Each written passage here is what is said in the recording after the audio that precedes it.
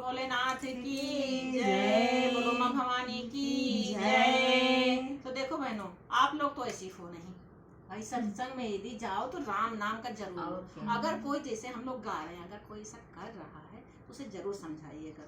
तो सुनिए, बहुत अच्छी सत्संग में भजन। सत्संग में जाओ तो बहनों तुम राम नाम तो बोला करो। सत्संग में जाओ तो बहनों तुम राम नाम तो बोला करो। तुम राम नाम तो बोला करो। तुम राम नाम तो बोला करो। तुम राम नाम तो बोला